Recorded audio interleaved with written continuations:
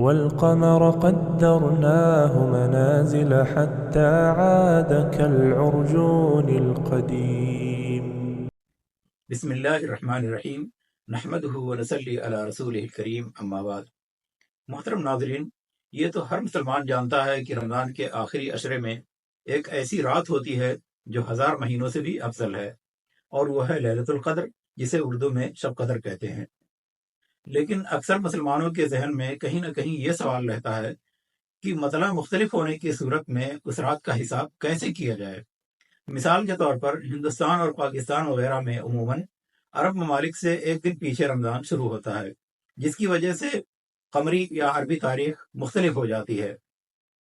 نتیجہ یہ ہوتا ہے کہ آخری عشرے کی جو رات عربی ممالک میں طاق رات ہوتی ہے، وہی رات ہندوستان اور پاکستان وغیرہ میں جفت ہو جاتی ہے۔ یعنی اگر سعودیہ وغیرہ میں 21ویں رات ہے تو ہندوستان اور پاکستان وغیرہ میں وہی 20ویں رات ہوتی ہے۔ اسی طرح جو وہاں 23ویں رات ہوتی ہے وہ یہاں 22ویں ہوتی ہے۔ تو ایسی صورت میں لیلۃ القدر کون سی رات ہوگی؟ کیا عرب ممالک کے حساب سے ہوگی یا ہندوستان اور پاکستان وغیرہ کے حساب سے؟ یہ ایک ایسا سوال ہے جس کا تشفی بخش جواب لوگوں کو نہیں مل پاتا ہے۔ اسی وجہ سے میں نے سوچا کہ اس سوال کا جواب اس انداز سے دینے کی کوشش کروں کہ شرعی طور پر بھی لوگوں کی سمجھ میں آ جائے اور عقلی و منطقی طور پر بھی ذہن میں یہ بات راسخ ہو جائے۔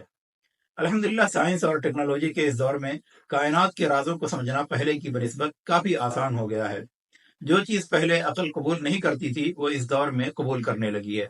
مثال کے طور پر پہلے کے دور میں اگر کوئی یہ کہتا کہ ہزاروں میل کی دوری پر موجود شخص سے سیکنڈوں میں رابطہ ہو سکتا ہے، بلکہ اسے دیکھا بھی جا سکتا ہے، تو یہ کسی کی عقل قبول نہیں کرتی، مگر اس حقیقت کو آج ہر کسی کی عقل قبول کر رہی ہے اور دیکھ بھی رہی ہے۔ تو اس سوال کا جواب دینے سے پہلے آئیے یہ سمجھ لیتے ہیں کہ مطلع میں اختلاف ہوتا کیوں ہے۔ کیوں ایسا ہوتا ہے کہ سعودیہ وغیرہ میں چاند ایک روز پہلے دکھائی دیتا ہے اور ہند و پاک وغیرہ میں ایک روز بعد دکھائی دیتا ہے؟ کیا زبردستی ایسا کیا جاتا ہے یا حقیقت میں بھی ایسا ہوتا ہے؟ تو اس حقیقت کو سمجھنے کے لیے میں ایک ویڈیو آپ کے سامنے پیش کر رہا ہوں۔ آپ اس میں دیکھ سکتے ہیں کہ زمین اور چاند دونوں ہی گردش کر رہے ہیں۔ زمین کی بھی 2 گردش ہوتی ہے، ایک اپنے گرد اور دوسری سورج کے گرد۔ اسی طرح چاند کی بھی 2 گردش ہوتی ہے، ایک اپنے گرد اور دوسری زمین کے گرد۔ اور چاند اس طرح گردش کرتا ہے کہ اس کا صرف آدھا حصہ ہی زمین کی طرف ہمیشہ رہتا ہے، جبکہ دوسرا آدھا حصہ زمین سے کبھی دکھائی نہیں دیتا، جسے ڈارک سائڈ یا فار سائڈ کہتے ہیں۔ یہ تو ہو گئی دونوں کی گردش۔ اب یہ جان لیتے ہیں کہ چاند کی روشنی حقیقت میں آتی کہاں سے ہے۔ کیا یہ خود روشن ہے یا اس کی روشنی سورج سے ادھار لی ہوئی ہے؟ تو حقیقت یہ ہے کہ چاند پر کوئی روشنی نہیں ہے، اس کی روشنی دراصل سورج کی روشنی کا عکس ہے۔ تو چونکہ یہ روشنی سورج کی روشنی کا عکس ہے، اس لیے چاند اور زمین کی مختلف گردشوں کی وجہ سے چاند پر موجود روشنی ایک حالت پر باقی نہیں رہتی۔ اسی طرح چاند کے مختلف منازل ہیں جن میں وہ مرحلے وار منتقل ہوتا رہتا ہے، اور ہر منزل میں اس کی روشنی زمین سے مختلف دکھائی دیتی ہے۔ اب یہ چاند جو زمین کے گرد گردش کرتا ہے تو اس کی ایک گردش 27 سے 28 دنوں کے بیچ میں مکمل ہوتی ہے۔ اس دوران وہ ایک بار آہستہ آہستہ مکمل ہوتا ہے اور دوسری بار آہستہ آہستہ ناقص ہو کر پوری طرح تاریک ہو جاتا ہے۔ چاند کی روشنی مکمل ہونے میں 14 دن لگتے ہیں اور پھر روشنی آہستہ آہستہ ختم ہونے میں بھی 14 دن لگتے ہیں۔ پھر 28 دنوں کے بعد جب زمین کے گرد اس کی دوسری گردش شروع ہوتی ہے تو اس کی روشنی دوبارہ ظاہر ہونا شروع ہو جاتی ہے، اور دھیرے دھیرے یہ روشنی بڑھتی جاتی ہے اور چاند موٹا ہوتے جاتا ہے۔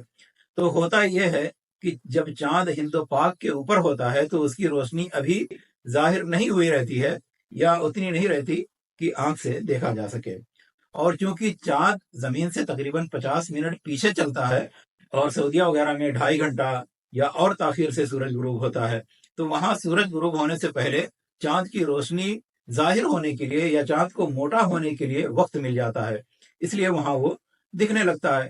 اور اس وقت چونکہ سورج اور چاند دونوں ہی ہندوستان اور پاکستان وغیرہ سے دور اور اوجھل ہو چکے ہوتے ہیں، اس لیے وہاں دکھنے کا کوئی سوال ہی پیدا نہیں ہوتا۔ پھر اگلے دن جب یہ چاند ہندوستان اور پاکستان وغیرہ میں سورج غروب ہوتے وقت کچھ موٹا ہو چکا ہوتا ہے تو وہاں دکھائی دینے لگتا ہے۔ اسی وجہ سے کچھ لوگ یہ کہنے لگتے ہیں کہ یہ چاند تو کل کا لگ رہا ہے، یہ باریک نہیں ہے، کافی موٹا ہے۔ تو یہ ہو گیا اس سوال کا جواب کہ مطلع میں اختلاف کیوں ہوتا ہے۔ اب آتے ہیں بنیادی سوال کی طرف کہ لیلۃ القدر کا حساب کس تاریخ سے کیا جائے۔ عرب ممالک کے اعتبار سے یا ہند و پاک وغیرہ کے اعتبار سے؟ تو اس کا جواب یہ ہے کہ ہر ملک والے اپنے مطلع کے حساب سے لیلۃ القدر کا حساب کریں گے۔ عرب ممالک کے لوگ اپنی رویت کے حساب سے لیلۃ القدر کا حساب کریں گے، اور ہند و پاک وغیرہ کے لوگ اپنی رویت کے حساب سے۔ جس طرح ہر ملک اور ہر علاقے کے لوگ اپنے وقت کے حساب سے 5 وقتہ نماز پڑھتے ہیں، اسی طرح رویت ہلال کے معاملے میں بھی اختلاف مطالعے کا اعتبار ہوگا۔ یہ تو ہو گیا شرعی مسئلہ۔ حالانکہ مسلمانوں کی ایک جماعت اس سے متفق نہیں ہے، بلکہ اتحاد مطلع کی قائل ہے اور کہتی ہے کہ ایک جگہ کی رویت پوری دنیا کے لیے کافی ہے اور ساری دنیا میں ایک ہی رویت اور ایک ہی تاریخ ہونی چاہیے۔ لیکن اس قول پر کافی سارے اعتراضات ہیں جن کو اس مختصر حلقے میں بیان نہیں کیا جا سکتا۔ ہمیں فی الحال یہ سمجھنا ہے کہ اختلاف مطالعے کی صورت میں لیلۃ القدر کا حساب کیسے کیا جائے۔ تو ہم نے شرعی مسئلہ تو جان لیا کہ ہر ملک والے اپنے مطلع کے حساب سے لیلۃ القدر کا حساب کریں گے۔ اب باقی رہ جاتا ہے منطقی اور عقلی طریقے سے اس حقیقت کو سمجھنا، کیونکہ ہمارے اس دور میں لوگ عقلی اور سائنسی دلائل کے پیچھے زیادہ بھاگتے ہیں۔ تو اس حقیقت کو سمجھنے کے لیے ہمیں 2 باتوں کو سمجھنا ہوگا۔ پہلی بات یہ کہ ہم انسان 3 ڈائمنشن میں رہتے ہیں، اس لیے جو چیزیں ہم اپنے ڈائمنشن میں دیکھتے یا محسوس کرتے ہیں وہی چیزیں ہماری عقل میں آتی ہیں۔ اور چونکہ جن اور فرشتے 3 ڈائمنشن سے اوپر کی دنیا میں رہتے ہیں، جو سیکنڈوں میں کہیں سے کہیں چلے جاتے ہیں اور وہ ہماری نظروں سے اوجھل بھی ہوتے ہیں، اسی وجہ سے ہماری عقلیں بھی ان کا ادراک نہیں کر سکتی ہیں، اور اسی بنا پر کچھ لوگ جن اور فرشتوں کا انکار بھی کرتے ہیں۔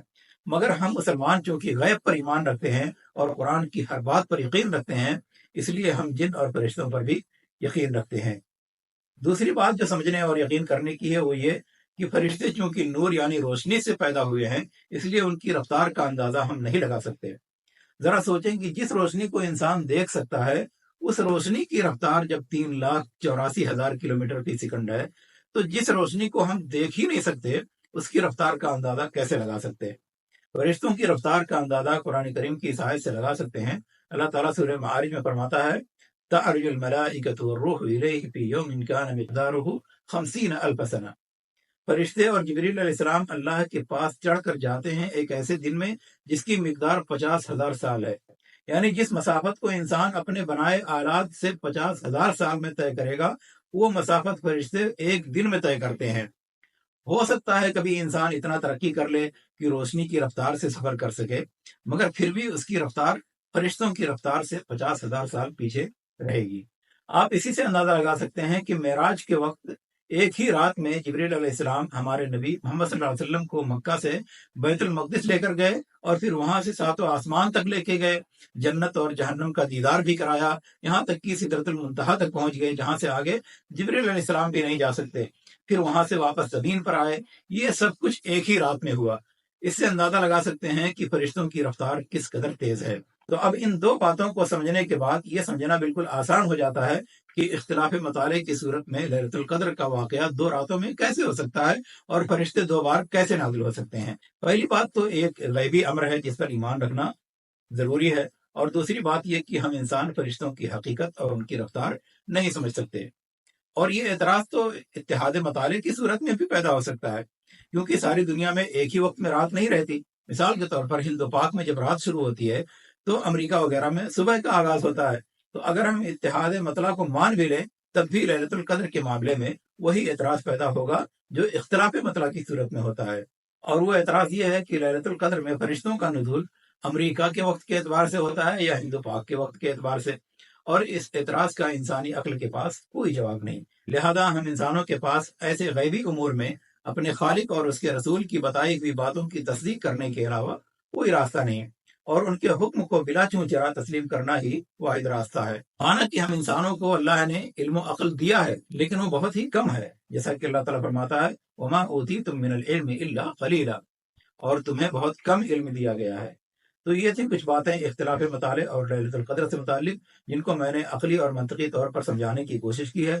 اگر ناظرین کو ان باتوں سے اطمینان ہو گیا ہو اور سوال کا تشفی بخش جواب مل گیا ہو تو الحمدللہ، اور میری ان سے گزارش ہے کہ کمنٹ باکس میں اپنی رائے ضرور دیں، اور اگر ان باتوں سے اطمینان نہیں ہے تو یہ میری کمی ہے، کیونکہ سائنس اور منطق میرا میدان نہیں، بس تھوڑی سی دلچسپی ہے جس کی بنا پر میں نے یہ کوشش کی۔ اللہ سے دعا ہے کہ ہمیں کتاب و سنت پر عمل کرنے کی توفیق عطا فرمائے اور رمضان کے اس آخری عشرے میں زیادہ سے زیادہ عبادت کرنے کی توفیق بخشے، آمین۔